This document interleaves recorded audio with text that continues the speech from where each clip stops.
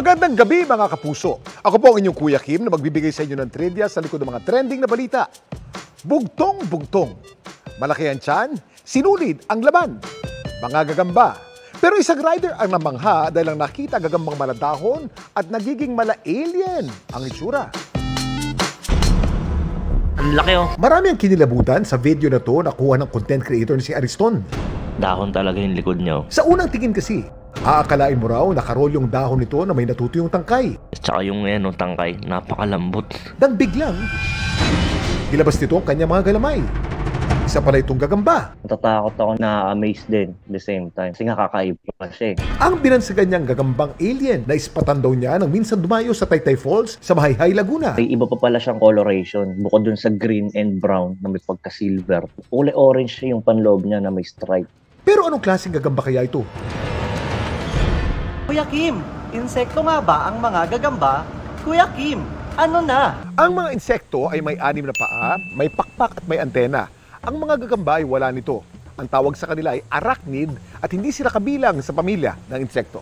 Kabilang din sa mga arachnid ang scorpion, mites at ticks o kuto.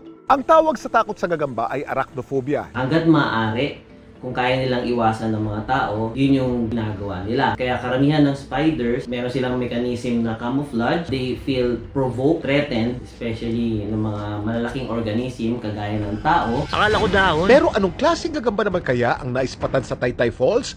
Ayon sa isang eksperto, ang kakaibang gagambang nakita ni Ariston ay isang Ortiz mohoti, mas kilala sa tawag na Mohot's rolled leaf spider. During the day, they are inactive. Ganun yung pwesto nila. Para silang nakabaliktad na dahon. And kapag malubog na ang araw, ang mga Poltis spider ay orb weavers. Magawa sila ng web na parang spiral wheel. Ang kakaiba nitong itsura, nakakatulong din para madali itong mag-camouflage sa paligid. Yun yung way nila para makakuha ng kanilang pagkain. Wala silang ibang mechanism to fight. Wala siyang reported studies na meron siyang venom. Pero kung itong gagamba naman ang iyong maispatan, naku mag-ingat, lalo't napaka-notorious ng kagat nito.